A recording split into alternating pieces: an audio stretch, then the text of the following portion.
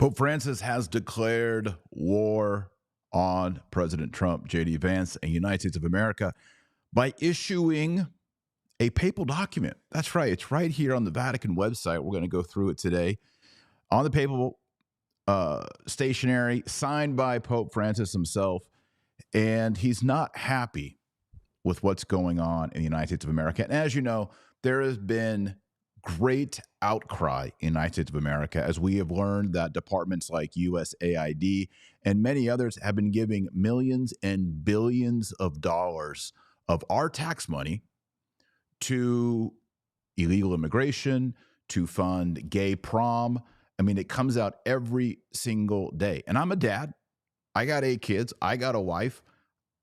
It's frustrating to pay all these taxes and to see it going to things that are against my Christian beliefs and that are undermining the United States of America. And even more frustrating, and I'm sure y'all out there feel the same way, it is frustrating to be a Catholic, to go to Mass every Sunday or every day, and to support the church, to believe everything, and to see the United States bishops wagging their finger at J.D. Vance, to see Pope Francis wagging his finger, signing documents against something that's very simple in Catholic theology, the Ordo Amoris, the order of love.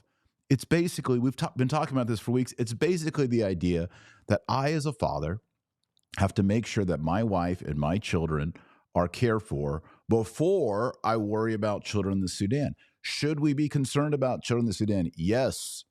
Do we have an obligation to be charitable and to help people and to fulfill Matthew 25, the hungry, the thirsty, the naked, the sick, the imprisoned? Yes, yes, yes, yes. But there is an order of love, an order of care. And what we're seeing amongst Jesuits like James Martin, and now with this document by Pope Francis, which we're going to go over in detail today, we're seeing an appeal to the parable of the Good Samaritan that would level out the order of love. It will level out all obligations. And ultimately, that interpretation of the parable of the Good Samaritan is Marxism, is communism, is socialism. I'm going to lead off today with a video. Tom Homan, who is called the Border Czar, he just received notice that the Pope had issued a letter on this. The new Archbishop of Detroit is calling for excommunications for Catholics who are enforcing President Trump's new measures on securing the border and ending illegal immigration. So here is Border Czar Tom Homan. Very harsh words for the... I got harsh words for the Pope. Pope wants to fix the Catholic Church. I'm saying this as a lifelong Catholic. I was baptized Catholic. I was First Communion as a Catholic. Confirmation as a Catholic. He ought to fix the Catholic Church and concentrate on his work and leave border enforcement to us. He wants to attack us from securing our border. He's got a wall around the Vatican, does he not? So he's got a wall around to protect his people and himself, but we can't have a wall around the United States. So I wish he'd stick to the Catholic Church and fix that and leave border enforcement to us. I think that's fair. I think that's fair. And also, I want to read at the beginning, before we go into the statement by Pope Francis, which is not infallible. All right. Pope Francis has said nothing infallible this whole time. I said earlier on X today, on Twitter, I said, when it comes to St. Augustine and St. Thomas Aquinas, who teach so clearly on this topic, and then Pope Francis, you go with St. Augustine. You go with St. Thomas Aquinas. Here is what the Catechism of the Catholic Church says. Quote, political authorities, for the sake of the common good for which they are responsible, may make the exercise of the right to immigrate subject to various juridical conditions, especially with regard to the immigrants' duties towards their country of adoption. Immigrants are obliged to respect with gratitude the material and spiritual heritage of the country that receives them, to obey its laws, and to assist in carrying civic burdens, end quote, paragraph 2241. States here, and I agree with this. Do you agree with this? Immigrants are obliged to respect with gratitude the material and spiritual heritage of the country that receives them, to obey its laws, and to assist in carrying civic burdens. And yet the United States Conference of Catholic Bishops, Catholic Charities, CRS, the Jesuit refugee programs, all of these are promoting criminality, breaking of laws, not respecting the material and spiritual heritage of the country that receives them, not carrying civic burdens, in fact, becoming civic burdens to the tune of tens, hundreds of billions of dollars. How can Pope Francis write this document when this is the Catholic teaching? This is the teaching of the Church, of Augustine, of Thomas Aquinas. And we're hearing our bishops, and now today, Pope Francis basically just take it, throw it right there in the garbage can. No, we want this criminality. We want this illegality because we profit on it. And these bishops said not a blessed word while Joe Biden, through USAID and all these programs, was sending out billions of dollars to promote transgender surgeries, trans films, an opera, something like that, gay proms, all this support to transgenderism. All this stuff was going out, not only in America, but to the whole world. He's promoting the A word, the A to the B to the O to the R to the T. He's promoting the erosion of traditional Catholic marriage. And on top of that, the increase in taxes, which is a burden, which makes it difficult for people to get married and have a family. And we've seen a demographic decline in that.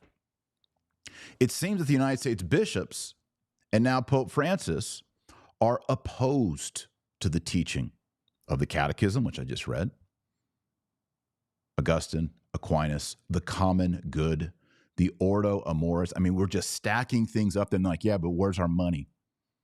Show me the money. And Americans, Catholic Americans like myself, like Tom Homan, we're looking at this, we're saying, wait, you guys don't care about any of the other Catholic teachings socially except this one because it profits you. It puts money in your pocket, and it's illegal and it's criminal. And it's honestly, as J.D. Vance said, it's leading to all of the sex trafficking on the border, fentanyl imports, gangs, violence, attacks on women, children, all of this. Yeah, but we get paid, and that's what it looks like. We hope it's not that, but that sure is what it looks like. And by the way, the Vatican receives most of its funding above board from the United States.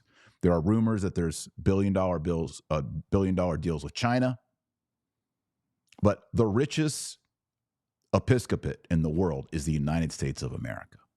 And there's about to be billions of dollars cut off from them.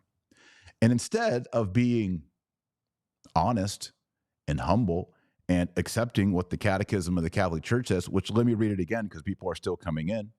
Catechism of the Catholic Church 2241, immigrants are obliged to respect with gratitude the material and spiritual heritage of the country that receives them, to obey its laws, and to assist in carrying civic burdens. And yet what I see here in Texas are people burning the American flag and waving the Mexican flag.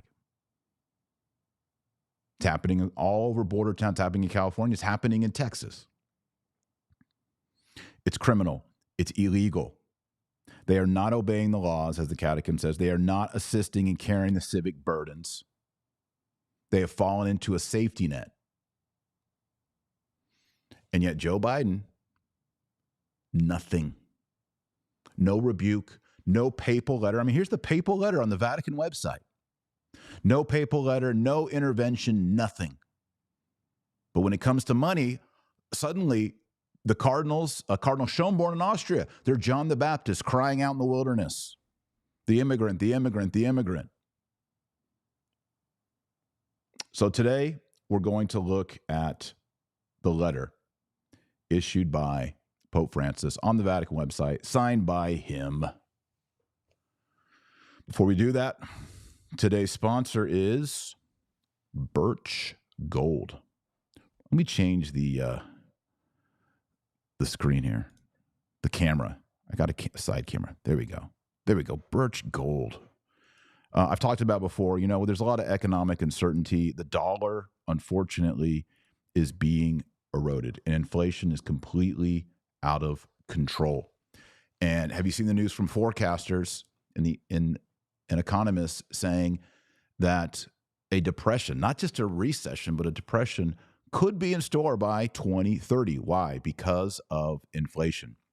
We're in a perfect storm as Social Security and Medicare hit a breaking point with the largest generation hitting retirement. A smaller workforce means a smaller tax base. Pair that with our growing national debt. Hopefully we can balance that, but it's looking rough. Rising costs of living, and we have a big problem. So what are you doing now to protect your family, to protect your savings in the future? Gold is a safe haven in hard economic times, and Birch Gold makes it easy to diversify a portion of your savings into physical gold. Birch Gold will help you transition your existing IRA or 401k into an IRA in gold, and it doesn't cost you a penny out of pocket. And there's no expectation here. There's all this is a free guide. It's the ultimate guide for gold in the Trump era. And all you have to do to get this free guide to learn more about it. And by the way, yes, Joy and I do keep gold. We believe in it. All right. Is text my name, Taylor, Tayllr, to 989898, and you'll get your ultimate guide for gold in the Trump era. There's no obligation. This is only information. Birch Gold has earned the trust of countless Americans looking to safeguard their savings, and you can count on them too. So text my name, Taylor, Tayllr, to 989898, or click the link in the show notes or the pinned comment, and you'll get that free ultimate guide for gold in the Trump era with the forward by Donald Trump Jr. All right. I found this interesting. Before we jump into Pope Francis's letter against the United States, I was preparing the notes for today, and I was thinking about the state of America and the state of the church with regard to Dante's Inferno. I love Dante's Inferno. You've seen me make videos on it, and there are 9 circles of hell in Dante's Inferno. Again, it's not biblical, all right? There are some traditional bases for this on ranking the cardinal sins. But if you look down towards the bottom, okay, you got circle 2, that's lust. Circle 3, gluttony. 4, greed. 5, anger. 6, heresy. 7, violence. 8, fraud. 9, treachery. When I look at what's going on in the Catholic Church and what's going on in America, we're right down there at the bottom with fraud and treachery. Fraud is taking something from someone else on false pretenses, and that's what's going on with our taxes. That's what's going on with the U.S. bishops. We're expecting the U.S. bishops to live out the gospel through preaching the gospel, the orthodox doctrine of morality, and administering the sacraments dutifully, reverently. And in exchange, we support them. And perhaps they receive some government funding for their charitable work. We're not opposed to that.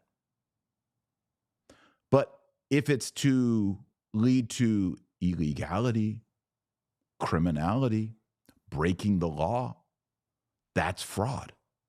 And fraud is way worse than lust, gluttony, greed, anger, even heresy, even violence.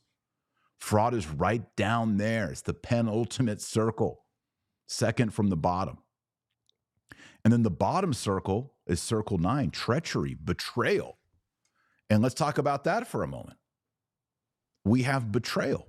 We have treachery. If you've ever read Dante's Inferno, at the very bottom is Satan. He's got 3 heads. He's a false trinity, and he's chewing on Judas Iscariot, who betrayed Jesus. And he's chewing on the 2 men who betrayed Julius Caesar politically. You see, political treachery and religious treachery are right down there in the bottom of hell, circle 9. And we have treachery in the church, and we have treachery in our country. Traitors, betrayers. This is infiltration. This is what I talk about in the book, Infiltration. bad men, Judas Iscariots, wolves in sheep's clothing, false prophets, false clergy who receive holy orders to serve God, to serve the sheep? No. To fulfill their carnal appetites. And they've been doing it for 200 years. And in this book, Infiltration, I give you the historical analysis of how over the last 200 years, there has been a systematic infiltration of bad men into the Catholic Church, into seminaries, into monasteries, into the cardinals, even into the Vatican. So I'd encourage you to read that. So much of what I talk about here on the Taylor Marshall podcast is based on the research of this book, Infiltration. You can get the Audible version. If you'd like a signed copy and you'd like to support this podcast, you can go to my Patreon, patreon.com/Dr. Taylor Marshall. I'll sign a copy. There's different levels there. I'll sign a copy. I'll mail it to you. All right. We have been infiltrated. All right. Back to these circles of hell. We're dealing with the highest forms of evil. Do you see that? The lowest, the most damnable sins are fraud, and then below that, worst of all, treachery. Our government has been defrauding us. We have been betrayed by traitors in our government, in our military, in our education, in our morals, by our taxes, and also in the church. Another thing that we need to talk about is Vatican and their walls. What happens to anyone entering the Vatican illegally? Anyone convicted of illegal entry will be banned from entering the Vatican territory for a period of 15 years, up to 15 years. If this sanction is breached, the offender may be punished with a prison sentence of 1 to 5 years. If that's true at the Vatican, why is he wagging his finger at the United States of America? And look at these walls. These are the walls outside Vatican City. I've walked around that corner hundreds of times. I suggest to President Trump that we just copy those walls. Get an architect, get those walls, make up some, and let's build those walls. Those walls look good, don't they? Those walls look hard to cross over. Maybe we just need an architect to draw those up, and let's just put those all the way from Texas to California. You guys agree? Leave me a comment in the live chat or in the comments below. While you're at it, like the video, share this video. Hit the share button right now. Share it on X. Share it on Facebook. You are my algorithm. All right, so please share this. And if you haven't subscribed to the Dr. Taylor Marshall podcast, please do so. Join over 1 million people who watch this channel and support it and benefit from it. I'm glad to be here. Let's get on it. Okay, so here is the document by Pope Francis. And it is, how many paragraphs? 10 paragraphs. So we're going to go through all 10 paragraphs. And this is it. This is at Vatican.va website. This is the official translation that I am about to read to you. And it begins, "Dear brothers in the episcopate, I'm writing today to address a few words to you in these delicate moments that you are living in as pastors of the people of God who walk together in the United States of America." So this is addressed to the American bishops, the USCCB, right? These are marching orders from Francis to the American bishops. Let's go. Paragraph 1. The journey from slavery to freedom that the people of Israel traveled, as narrated in the book of Exodus, invites us to look at the reality of our time so dearly marked by the phenomenon of migration as a decisive moment in history to reaffirm not only our faith in God, who is always close, incarnate, migrant, and refugee, but also the infinite and transcendent dignity of every human person. I'm going to pause here because this move by Francis is the first move in every chess game of the liberation theologian. Liberation theology has its origin in South America, where Pope Francis is from, obviously. And liberation theology takes Marxism, class warfare, and the redistribution of all goods on earth, and takes a veneer, takes a cloak of Catholicism and places it over Marxism. It's called liberation theology. In liberation theology, the first chess move of the liberation theologian is never Jesus Christ, the death of Jesus Christ, the resurrection of Jesus Christ. The liberation theologian, when he does his opening move, it's always the Exodus. That's always the opening move. 100% of the time, there are no exceptions. The liberation theologian always begins with the Exodus. Why? Because the liberation theologian ultimately wants to prompt his audience, prompt his congregation to see themselves as an oppressed people who need to take prophetic action to be liberated. All right, so that's the Marxist gospel. All right, you are an oppressed lower class. You need to take prophetic, strong action to be liberated. And so the story in the Bible that best maps onto the Marxist gospel is the story of Exodus. And this is why every liberation theologian always preaches Moses and the Exodus and not Jesus Christ first. So that's the opening move. And I'm not surprised whatsoever that that's exactly where the Jesuit Argentinian Pope Francis went to in his opening statements, because that is the narrative that fits with Marxism, political Marxism. The Exodus and the crossing of the Red Sea and removing from Pharaoh's slavery into the promised land, of course, is fulfilled by Jesus Christ. We pass through the Red Sea of baptism in his blood. We become the sons of God, the children of God. We move into the promised land. We are fed with bread from heaven, which is the Eucharist. We receive not the old law, but we receive the new law. Thomas Aquinas says the new law is the third person of the Trinity, the Holy Spirit. So all of the features of the Exodus story are fulfilled and elevated in Jesus Christ. And of course, when you die, when you pass away in grace, you cross over the Jordan into the fulfillment, into the promised land, which is heaven, the New Jerusalem. That is the book of Hebrews. That is the book of Galatians. That's the book of Revelation. That's so many of the teachings of the four canonical gospels. That's how we think as Christians.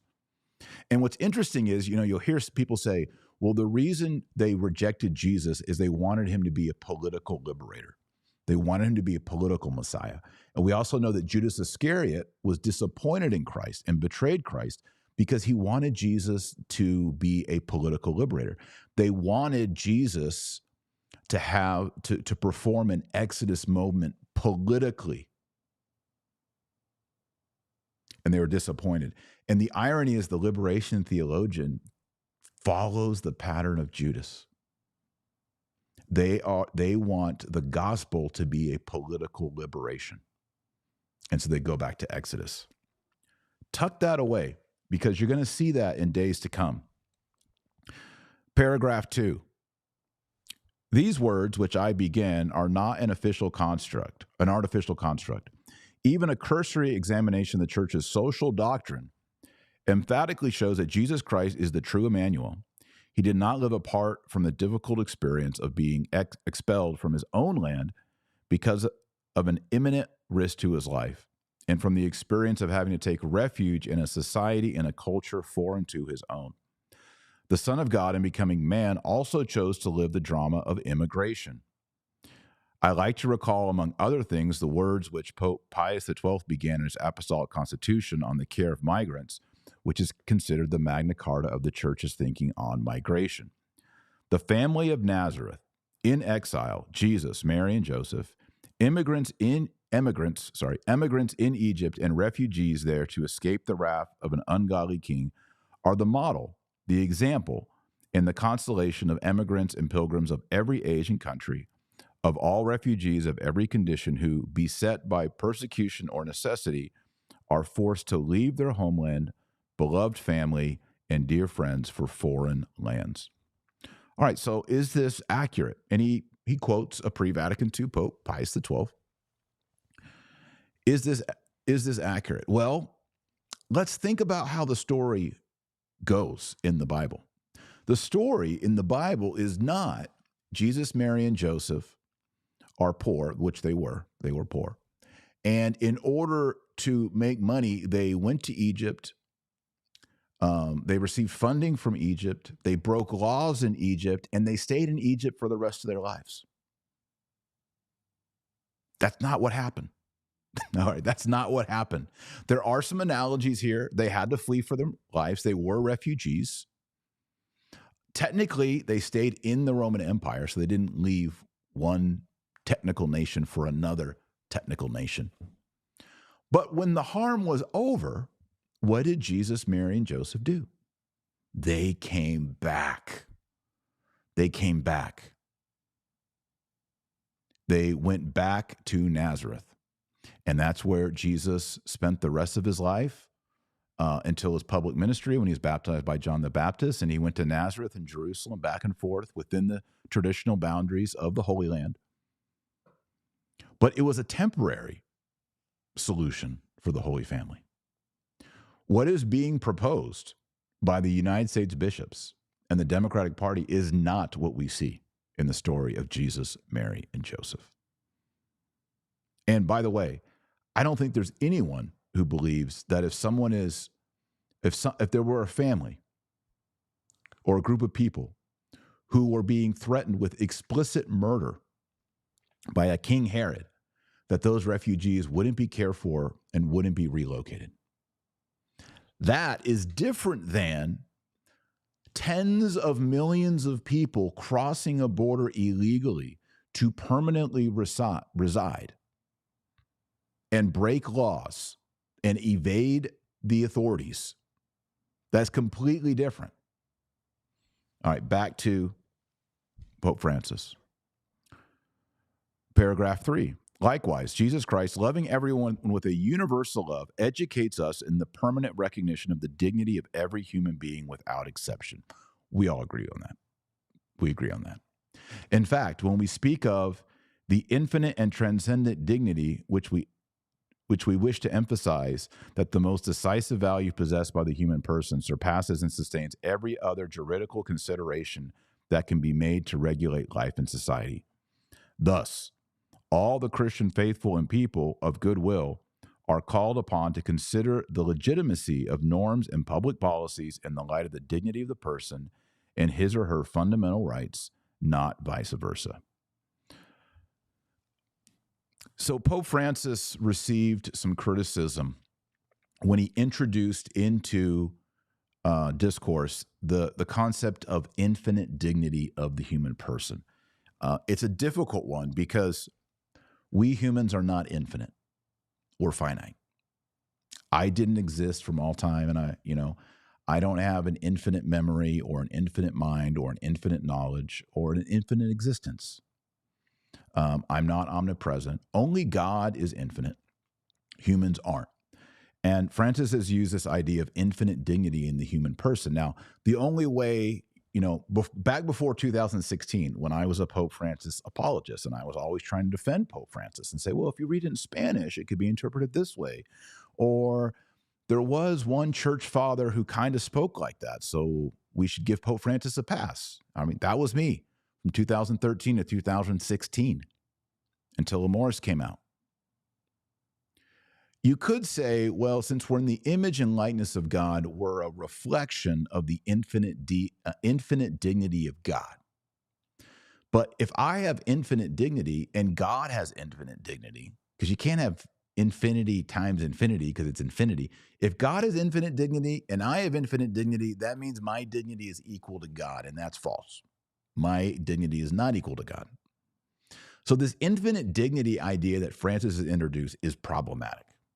All right, and I'll just leave that there. I did a whole show on it when he first mentioned it. You can look that up on YouTube or on my site, taylormarshall.com.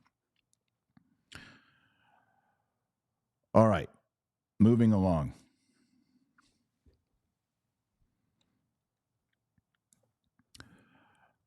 This is interesting right here. I have followed closely the major crisis that is taking place in the United States with the intention of a program of mass deportations. The rightly formed conscience cannot fail to make critical judgment and express its disagreement with any measure that tacitly or explicitly identifies the illegal status of some migrants with criminality. At the same time, one must recognize the right of a nation to defend itself and keep communities safe from those who have committed violent or serious crimes while in the country or prior to arrival. That said, the act of deporting people who in many cases have left their own land for reasons of extreme poverty, insecurity, exploitation, persecution, or serious deterioration of the environment damages the dignity of many men and women and of entire families and places them in a state of particular vulnerability and defenselessness.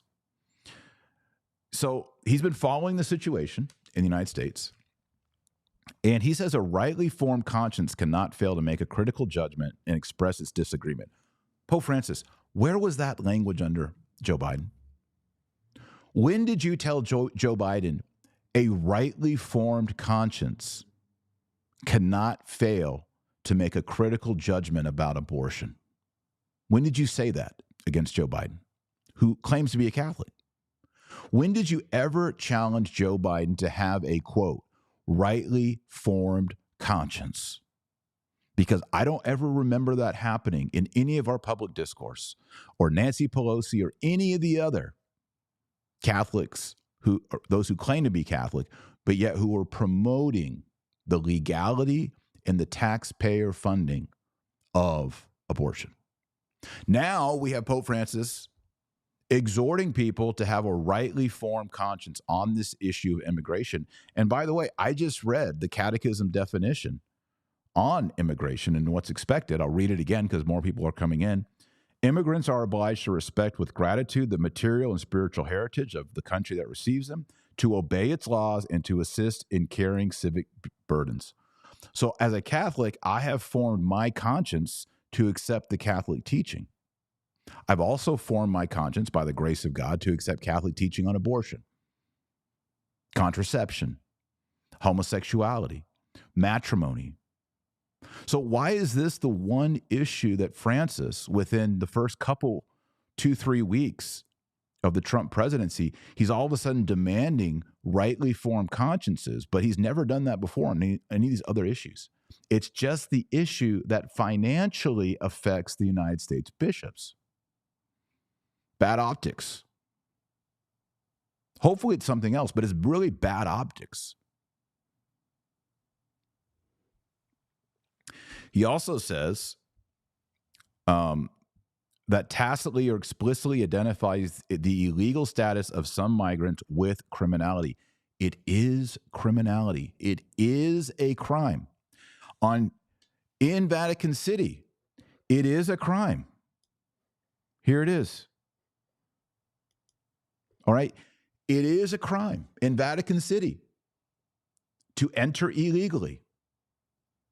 If I jump the wall at Vatican City with a tent and a sleeping bag, and I start sleeping in the Vatican Gardens behind Santa Marta, where Pope Francis sleeps at night inside, if I take a tent and a sleeping bag and I start inhabiting that place and living there, I will be criminally charged.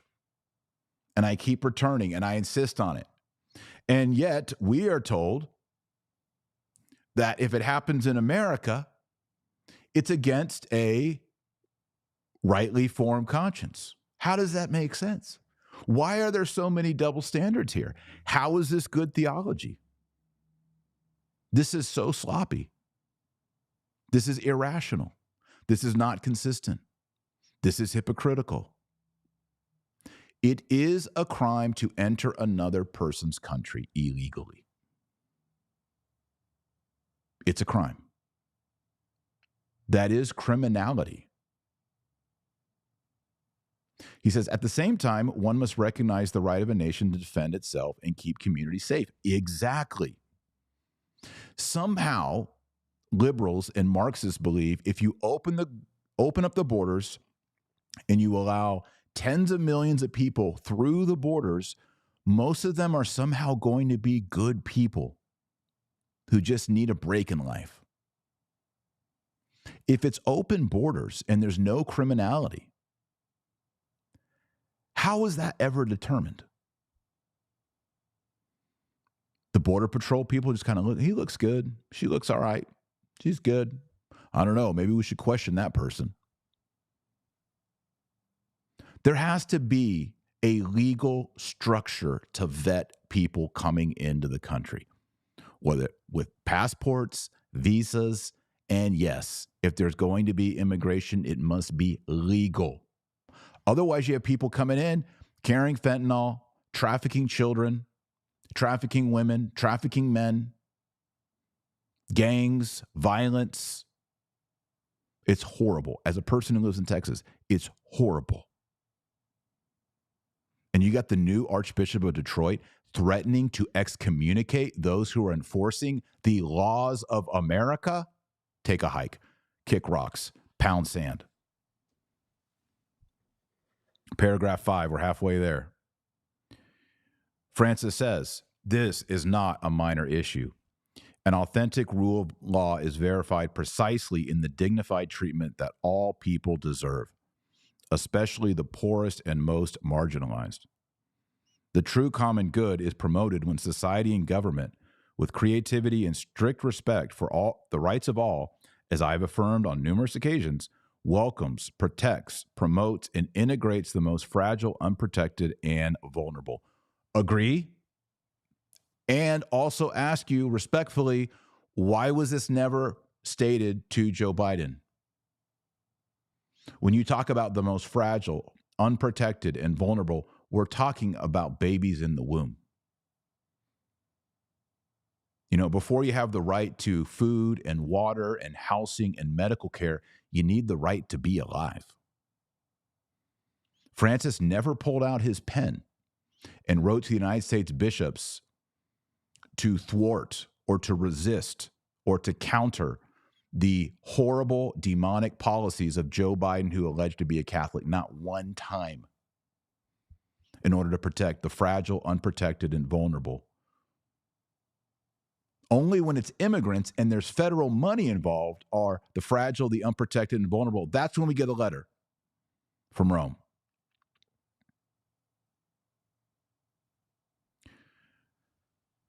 He says, this does not impede the development of a policy that regulates orderly and legal migration. Agreed. However, this development cannot come about through the privilege of some and the sacrifice of others.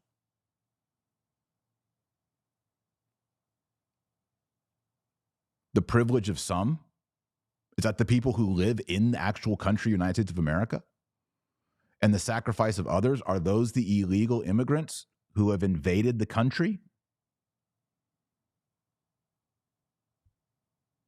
He says, what is built on the basis of force and not on the truth about equal dignity of every human being begins badly and will end badly. Here is the Marxist twist, my friends. This line right here. Everyone has equal dignity. Every human being has equal dignity. And what the Marxists will do and what the liberation theologian will do is say, because of that, there are equal outcomes. This is the whole premise of DEI and critical race theory and Marxism. Every person has equal dignity. Therefore, there must be equal outcomes. And when there are not equal outcomes, the government must enforce equal outcomes. Everyone gets a trophy. All property must be redistributed for equal outcomes. That's the shift. That's the Marxist shift. We can agree on equal dignity. We can agree on equal rights. We can agree on making sure that every human being gets food, water, housing, medical care. That we end violence, end gangs. That we create a common good where families thrive. Yes, yes, yes. But the solution to that is not take 500 million people or 1 billion people or all 8 billion people on earth and transplant them into the borders of the United States of America. That is not a solution, and it's not Catholic, and it's against the Catechism of the Catholic Church. Paragraph 6. Christians know very well that it is only by affirming the infinite dignity of all that our own identity as persons and as communities reaches its maturity. There's that problem phrase, infinite dignity. Again, God is infinite dignity. We have dignity because God has given it to us, but we are not infinite.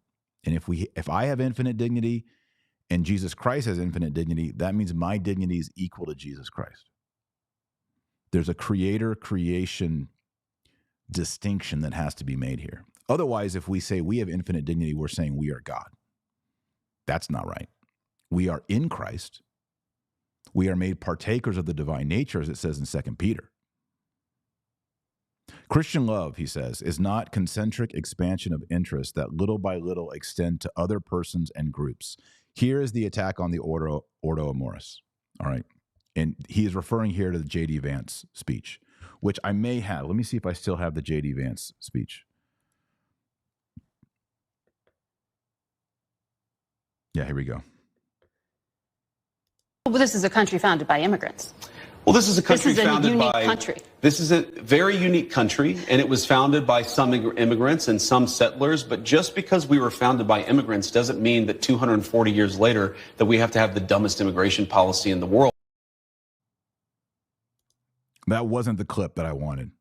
It's an interesting clip, but it's not the one. Let me see if I got it. Here we go. This is the one. Let me just address this particular issue, Margaret, because as a practicing Catholic, I was actually This is the clip. All right, he's heartbroken by that statement. And I think that the U.S. Conference of Catholic Bishops needs to actually look in the mirror a little bit and recognize that when they receive over $100 million to help... It's over 100 million we found since this interview came out. Resettle illegal immigrants, are they worried about humanitarian concerns, or are they actually worried about their bottom line? We're going to enforce immigration law. We're going to protect the American people. Yeah. Donald Trump promised to do that. And I believe the U.S. Conference of Catholic Bishops, if they're worried about the humanitarian costs of immigration enforcement, let them talk about the children who have been sex trafficked because of the wide open border of Joe Biden. You personally let them talk about going people like Laken Riley churches. who were brutally murdered.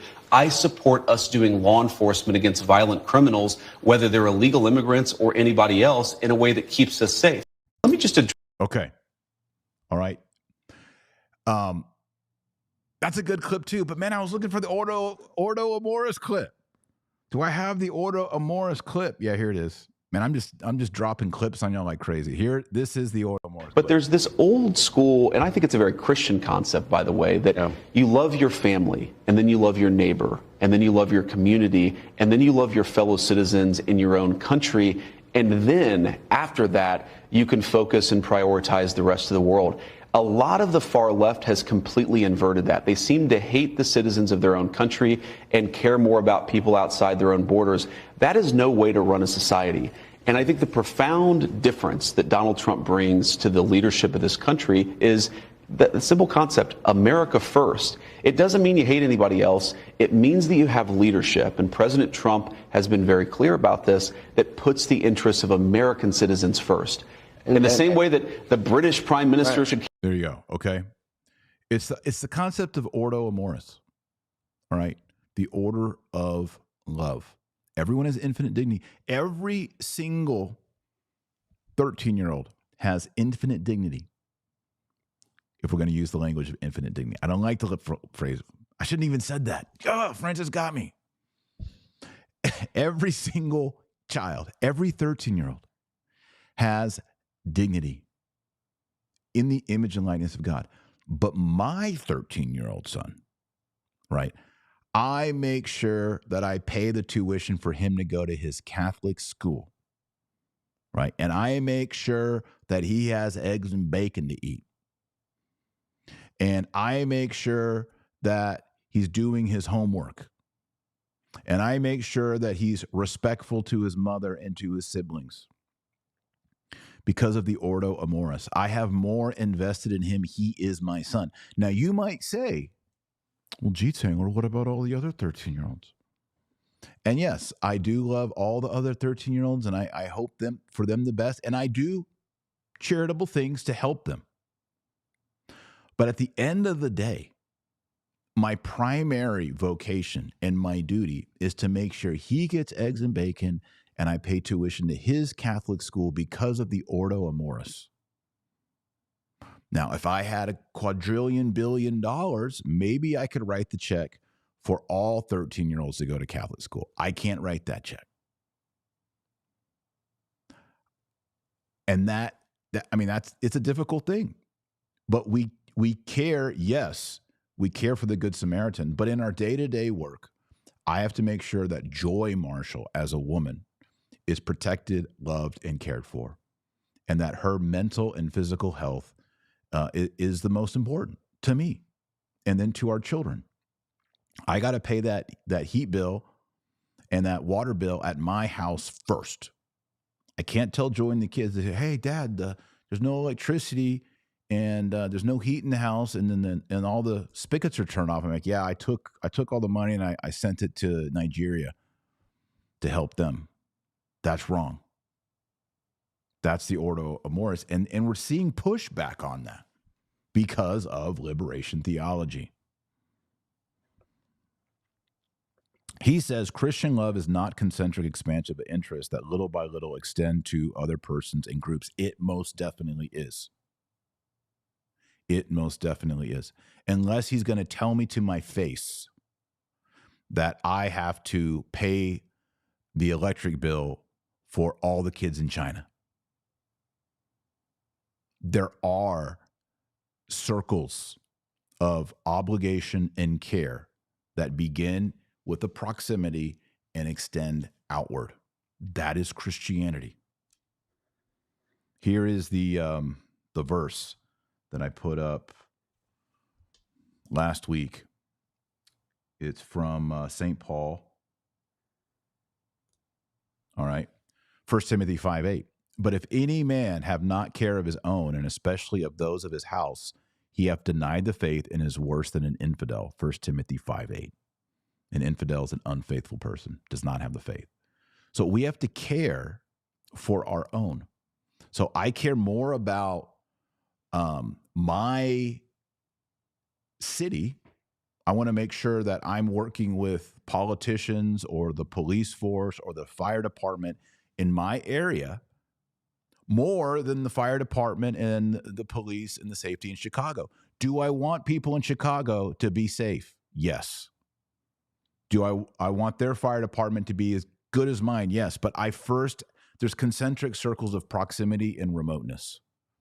That's just reasonable. And that is Christianity. All right, let's go back to, we're getting to the end here on Francis.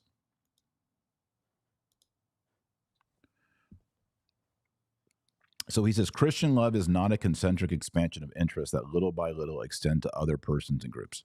I argue it most definitely is. Otherwise, you're just a complete Marxist. In other words, the human person is not a mere individual, relatively expansive with some philanthropic feelings.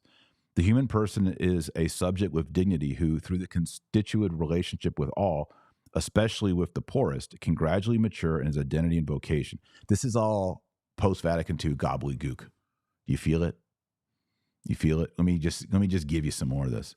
The human person is a subject with dignity who, through the constitutive relationship with all, especially with the poorest, can gradually mature in his identity and vocation. What? Say what? What is that? You read Thomas Aquinas, it makes sense. You read that, I don't know what's going on. I don't. That feels like it was run through a modern philosophy course at a German university and then translated back. He says, the true Ordo Amoris, boom, boom, boom. Here he is, countering J.D. Vance. The true Ordo Amoris that must be promoted is that which we discover by meditating constantly on the parable of the Good Samaritan. That is, by meditating on the love that builds a fraternity open to all without exception. This is not the parable of the Good Samaritan. The parable of the Good Samaritan was not the Samaritan going out and funding the medical bills of every injured person in the world.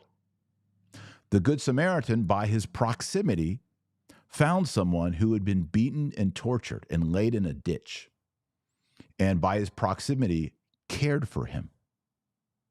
That is a good thing. And by that, Jesus teaches, who is my neighbor? The same thing's true for me. If I'm going to work in the morning and there is someone that's beaten up and laid in my driveway, I don't just leave him there or drive over him. Call 911, get him some water, etc. But there's a difference here in that with the Ordo Amoris, the answer, and by the way, the Samaritan put him in a hotel, right? He didn't bring him home. Maybe he could have. I don't know. The answer is not to take a stranger who's beaten up and say, you know what? Come sleep in my child's bedroom tonight until you're better. You have infinite dignity. My children have infinite dignity. Come and be part of our family. That's not the story of the Good Samaritan. The story of the Good Samaritan is about helping those who truly are in need in their proximity to you. And Christ blesses that and honors that. And we need to be challenged to go further in our charity. Let me just say this. It is completely wrong for someone to say, well, as a Christian, as a Catholic, I only take care of my wife and my kids. I do zero charity. That's not the Christian way either.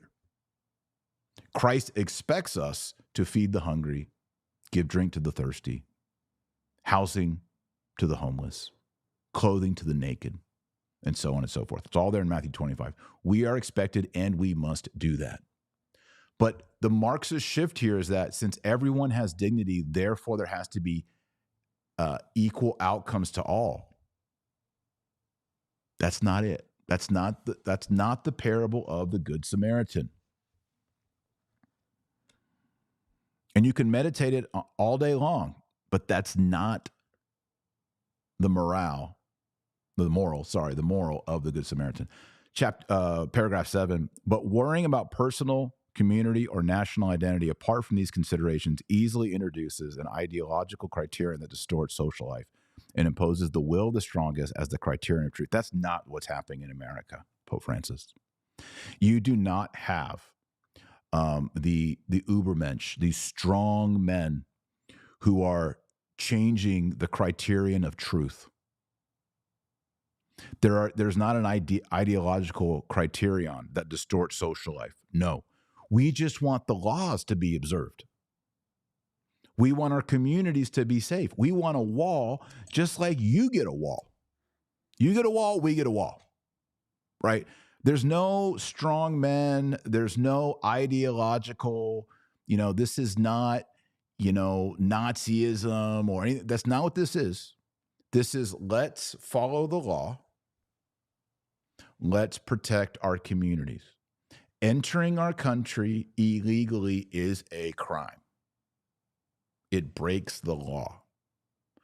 By the way, we're not even saying that these are bad people, that they need to be punished or anything. We're just saying they should not be allowed, and if they're here, they should go back. Call me crazy. Leave a comment. And if you're in the live chat, leave a comment there. If you're watching, leave a comment below. I want to see what you say. Do you agree with me here, or am I totally wrong? 3 more paragraphs or sentences. 8, I recognize your valuable efforts, dear brother bishops of the United States, as you work closely with migrants and refugees, proclaiming Jesus Christ and promoting fundamental human rights. God will richly reward all that you do for the protection and defense of those who are considered less valuable, less important, or less human, ! That is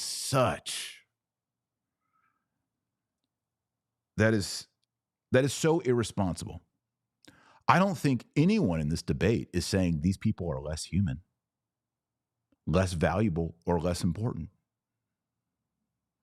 That is not the discussion. And to imply that that is our agenda, our viewpoint, United States of America, is completely insulting and completely below the belt, Francis. This is not about these people are less human. These people are less important. these people have less dignity. That's not what this is about. That's like saying someone came into the store, broke a law, stole 20 candy bars. They got caught, and someone calls the police and like, you're saying these people are less human? No, it's not about that. There is no ideological, philosophical denigration that people are less human. Paragraph 9. I exhort all the faithful of the Catholic Church and all men and women of goodwill not to give in to narratives that discriminate against the cause and cause unnecessary suffering to our migrant and refugee brothers and sisters. With charity and clarity, we are all called to live in solidarity and fraternity, to build bridges that bring us ever closer together, to avoid walls of ignominy, and to learn to give our lives as Jesus Christ gave his for the salvation of all. You have to have walls. You have to have security cameras. You have to have police with guns. You have to have soldiers with weapons. Original sin. I don't know, Pope Francis, if you believe in original sin, but original sin is real. Concupiscence is real. There is danger. I want a fence. If I could, I'd get a wall. I don't have a wall, but I'd like a wall around my house and my yard. I have a fence. I have a fence, yes, to keep my cute dogs in. That's part of it. But I have a fence there to keep my kids safe. They can go in the backyard and throw a ball, and there's a barrier there. That's not evil. That's not ideological. I'm not saying people out in the community are less than human. But I think Pope Francis and the Marxists, they're so naive. They think, let's just take this ideal, tear down the fences, relocate everyone, and it's just going to be this beautiful utopia. And it's not. It's hell on earth. It's literal hell on earth. It's antinomian. It's lawless. It's chaos. And people are getting hurt. Where's the language here about all the children and women being sex trafficked? Where's that? What about all the fentanyl overdoses? What about gangs taking over entire communities and neighborhoods illegally? Where is that? It's not in here. And as a person who lives in Texas, I'm like, how dare you? A Greta moment. How dare you? Greta, how dare you? This is not a utopia. This is not about build bridges, not walls. Build bridges, not walls. We need walls. You got walls. You got walls. We get walls. Final statement here. Let us ask Our Lady of Guadalupe to protect individuals and families who live in fear or pain due to migration and or deportation. May the Virgen Morena, the dark virgin, the brown virgin, who knew how to reconcile peoples when they were at enmity, grant us all to meet again as brothers and sisters within her embrace, and thus take a step forward in the construction of a society that is more fraternal, inclusive, and respectful to the dignity of all. Fraternally, Francis, signed at the Vatican, February 10th, 2025. There it is. You guys agree or do you disagree? Is Francis out of line? Is this a double standard? We're about out of time, but you know what? I'm passionate about this. We got 6,500 people watching live. You know what? I'm just going to go with y'all and do some Q&A, even though we're out of time. All right. So let's open that up. I'm going to go to I see some super chats. I see a lot of chats in here. I'm going to get to those. Before I do answer the questions, we have at the New St. Thomas Institute 10 courses ready for you. And today, after reading all this, I want to encourage you to take our course on Catholic philosophy and St. Thomas Aquinas. You need to learn logic. You need to learn how to think. You need to have Thomas Aquinas guide you through the process of thinking, of doing theology, of doing morals, in continuity with the Church Fathers. So we have 2 courses at New St. Thomas Institute that apply today. Our course 1, which is Catholic philosophy and Thomas Aquinas, and secondly, the Church Fathers. We have a whole section in there on St. Augustine. So you can get started at the New St. Thomas Institute this week for $1. Click the link in the show notes or in the pinned comment, or go to nsti.com to learn more. We are also right now developing a traditional journey through Lent.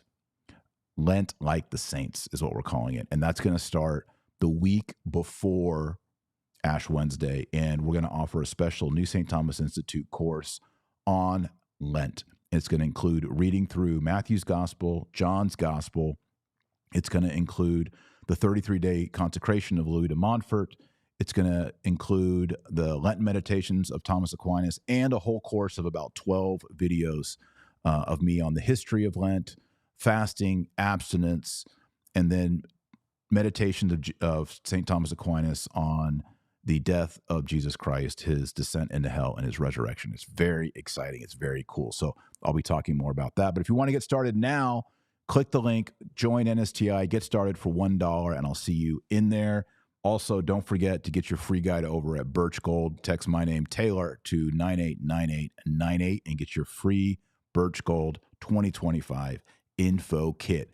Now we go to your comments and questions. First one up is David Byers, super chat. He says, do you think there is some goodwill behind the war on the U.S. conservatives, or is there some malicious demonic intent behind this? I'm not going to reach behind the metaphysical veil and say that this is demonic. I think it's a double standard, and I think it reveals that money has a lot to do with this. And it wouldn't be the first time in the Catholic Church. You know, look at the Borgias, look at the Medicis, look at the papacy in the 800s, the 900s. There's a lot of political and financial strings that were being pulled on the papacy. And the papacy was being used to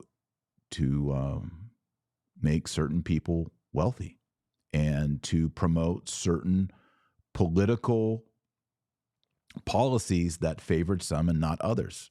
So the teaching of Jesus Christ in Matthew 16, the gates of hell will not prevail against the church, that the Pope is infallible, that he can bind on earth. It does not state that the papacy can never be used by evil people.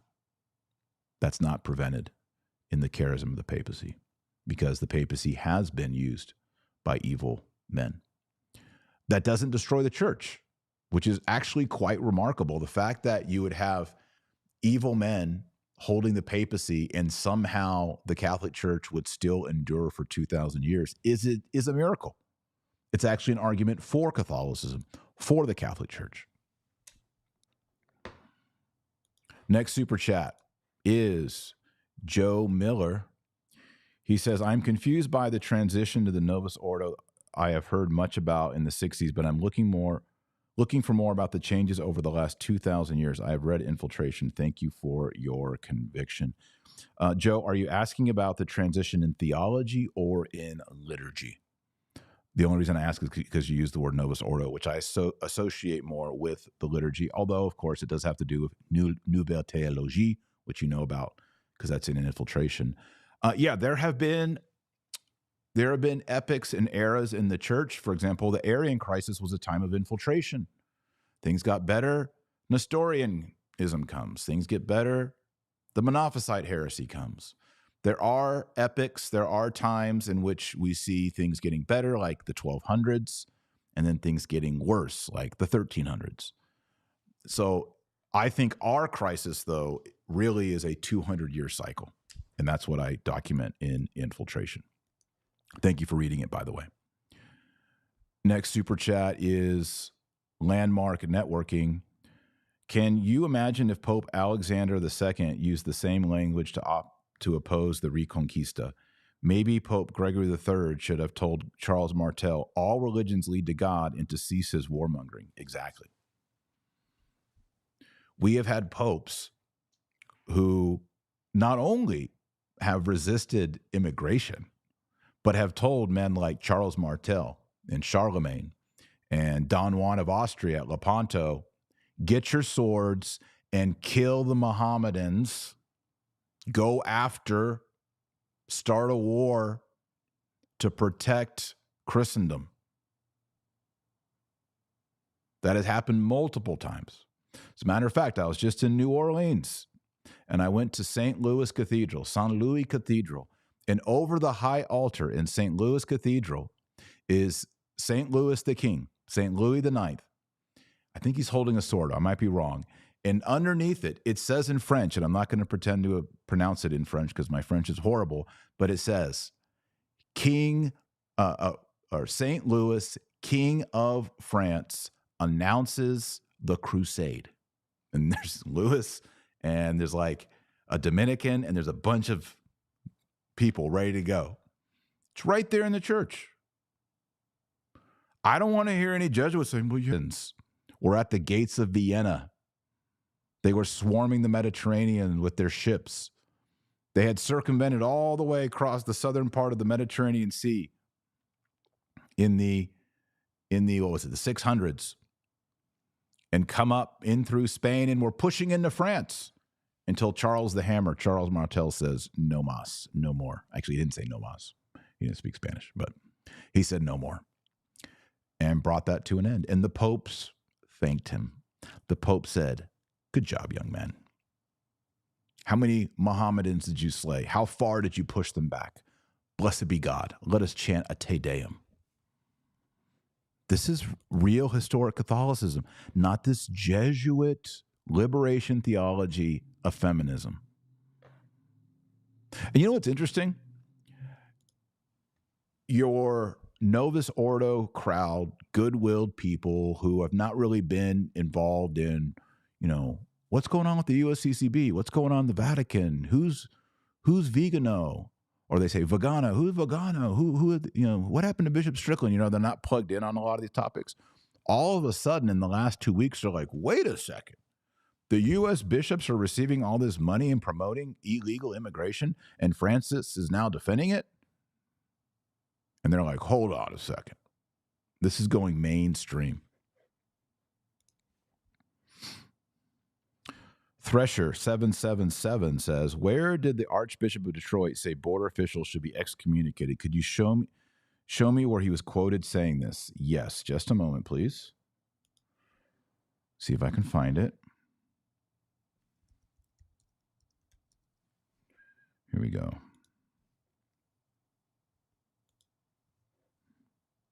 His name is Edward Weisenberger. And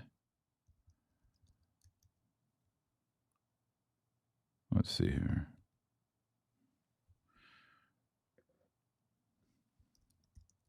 Sorry, I wasn't ready for this. All right.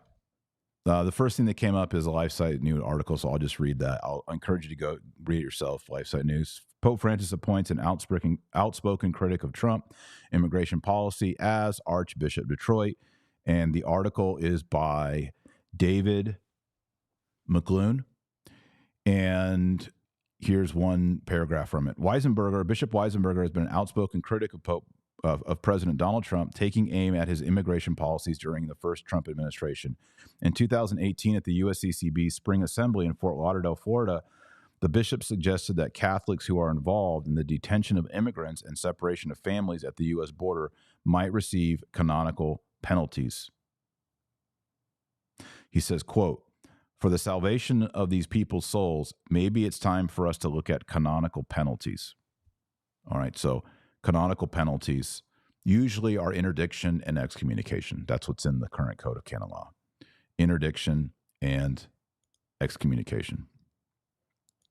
So I'd encourage you. I saw it originally on X, but when I Google it now, that's the article I find. It's on the LifeSite, and it's by David McClune.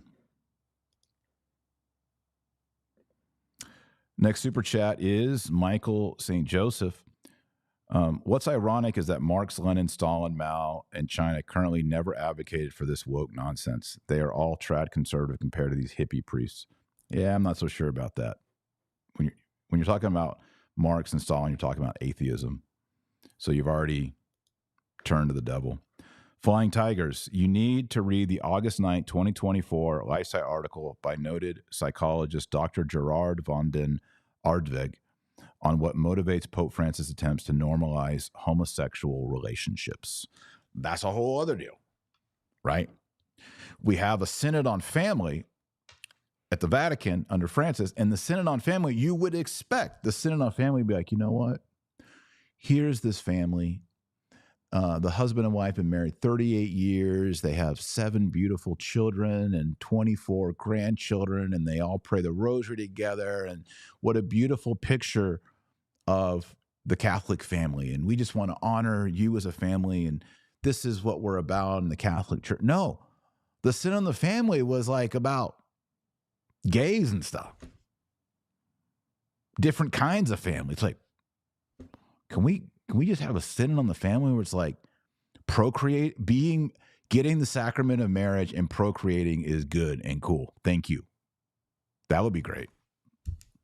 That would be awesome. Thank you, Flying Tigers. Appreciate it. All right. I see that's the super chats right now. I'm going to go into the general here. Let me know in the general right now. Am I out of line here?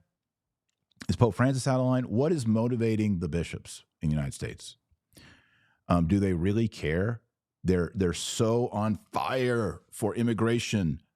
They're reading the parable of the Good Samaritan every day. They're reading about Jesus, Mary, and Joseph went into Egypt, and they're just so fired up. They've just got to scream it from the housetops every single day within the first few weeks of President Trump and J.D. Vance. They got to issue documents from the Vatican, publish it, go, print. They're just on fire. And if that is the truth, if that really is the truth, why was there no motivation? Why was there no fire beneath their seat when it came to the termination of millions and millions of pregnancies?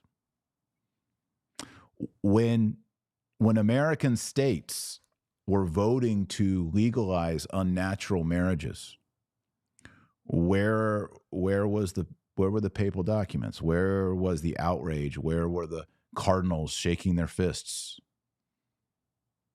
Where were the John the Baptist in those moments? Like when New York legalized it, people say, oh yeah, but Cardinal Dolan issued a statement. He issued a statement after it was made legal. Let's talk about trying to prevent evil, not lick our wounds once we lose. Another super chat popped in. This is from Helen Van Pat. Nice hair, Helen. Dang. Helen Van Pat. Paragraph 9. Pope Francis did not capitalize his, all pronouns referring to our Lord. I daydream the day when we can pole vault that wall and finally call Bergoglio out. We ride at dawn. I agree. I always try to capitalize his. He went for pronouns for God. However, I have noticed in Catholic history, it's not always consistent, but I think it is a good thing to do, is to capitalize. Definitely, you got to capitalize G in God. I mean, if you're not doing that,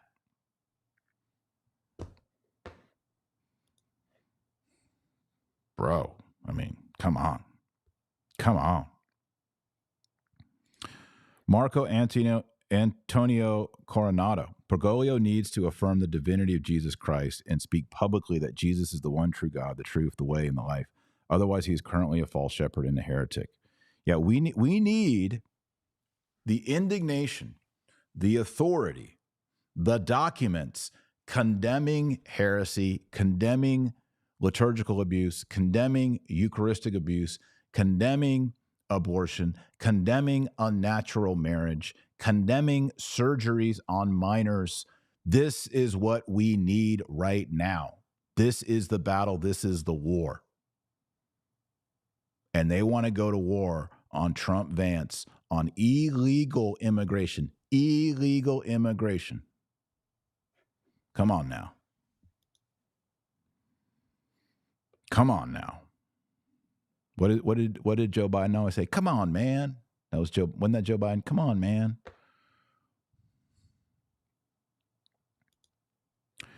Andy Tradizio says, bishops live by don't bite the hand that feeds you. Yeah, well, that hand is not going to give any more food. That hand is gone. And so now they're biting the hand that's not giving them any more food. And let's see how that go. I said it on the show here, and I said it on X. I'll say it here again in case y'all missed it. We got a lot of people. We got 6,500 people right now live. I think in these 4 years, we're going to see bishops or archbishops or cardinals indicted and or go to prison, go to jail. I think we'll see RICO investigations. I think we'll see some of these agencies, I don't know which, if it's Catholic Charities, CRS, Jesuit Refugee, whatever, you'll see misappropriation of funds. You'll see illegality. If they're promoting illegal situations, there's illegality there. And we're not just talking, I mean, we're talking about mafia levels of money. We're not just talking about Monsignor Bob, who skims $150 from the plate every week so he can go bet on horses. That's bad, by the way, but we're talking about billions, tens of billions over time. And if you're going to tell me with a straight face, it's all been above board, it's all legit, I'll sell you some beachfront property in New Mexico. Or oceanfront property in Arizona. That's the old George Strait song. Troy Crook, the Pope Francis endorsed abortion-tainted drugs. This goes against the church. It's a problem. It's a problem.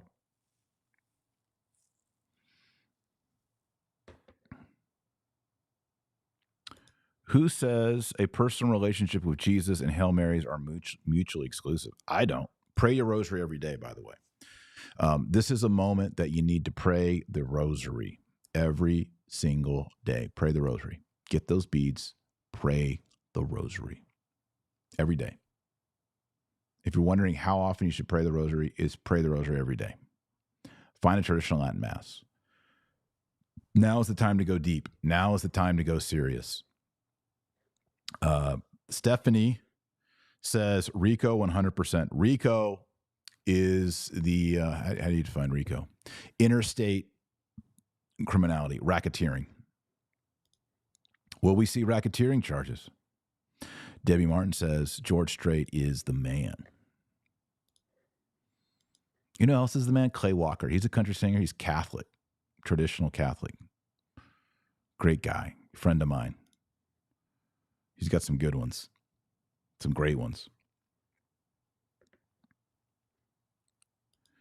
When the Pope says he's for civil gay marriage, we have a problem. I don't think he said he's for it just to defend him here. He's against it being criminalized. But he is in favor of blessing same-sex couples. He avoided the word unions and marriage, but he is in favor of blessing same-sex couples, which obviously I took issue with on a number of Taylor Marshall podcasts. Renee X says, what a shame. We have to hold our heads down in shame as the illicit behavior of errant clergy. It is embarrassing. But don't hold your head down. Remember, I've used this analogy a lot. Right now, we're on earth. 2025, you're in the Catholic Church. By the way, God chose for you to be a Catholic in the 2025 Catholic Church. So you're exactly where you need to be. All right. And we look around and we're like, oh, what's that bishop doing? What's that bishop saying? Go to the Lutheran event? No. You know, Eucharistic abuse. Oh, no. Oh, here's a good bishop. He's good. That makes me feel better. And we're looking all around. And yeah, you kind of want to let your head down. Like, this is not looking good. But what you really need to do is take your eyesight and go off of the earthly horizon and go up. From here to here.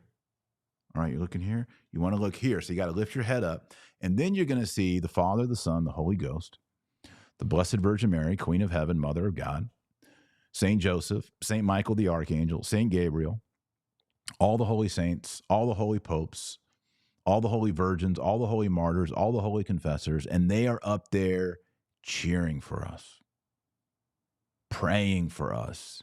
Y'all got this. We're praying for you. We're asking Jesus to give you even more graces. Some of the saints up there are like, man, I wish I could have been a Catholic in 2025. What a great time to be Catholic. I wish it put me in, coach.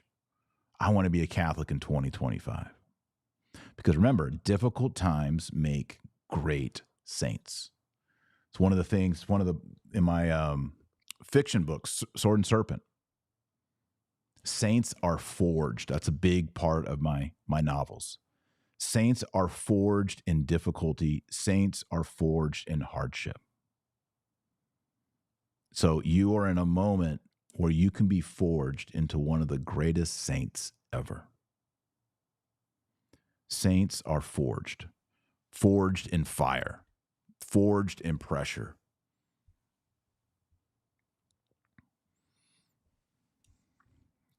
Don't, Renee, not here. Here. Not here. Let's go here. And that's why I say you got to pray your rosary every day, because when you pray the rosary, it makes you go like that. And when you go to reverent, beautiful, I went to the most beautiful mass this weekend in New Orleans at St. Patrick's Catholic Church. Beautiful, solemn, high mass, great sermon, great chorus, choir. And it was beautiful. Communion on the tongue, altar, everything was beautiful. It's great, you know. And in those moments, when you're in a beautiful divine liturgy, the holy sacrifice, the mass, you're here. You see Jesus. You see Our Lady. She's smiling. She's praying for you. All the saints. Yes, go. All right, we're going to end there. Pray your rosary every day. Find a traditional Latin mass. Don't be bitter. Be joyful. Educate yourself. Read Thomas Aquinas. Read St. Augustine. I've got a great book, Thomas Aquinas in 50 pages. You can get it if you gold members over at New St. Thomas Institute get it, or you can get it, I think, if you go over to patreon.com. There it is right there, the yellow book, Thomas Aquinas in 50 pages. Support over at patreon.com/Dr. Taylor Marshall. I'll send you rosary, signed books. Go deeper in your faith. Study the giants, study the intellectual giants. So when you see stuff that's against the intellectual giants, the saints, the doctors of the church, you're like, that doesn't sound right. That's not what Thomas Aquinas says. All right, until next time, remember our Lord Jesus Christ says you're the light of the world and the salt of the earth. So go out there and be salty. Lift your eyes up. Lift them up. God bless and Godspeed.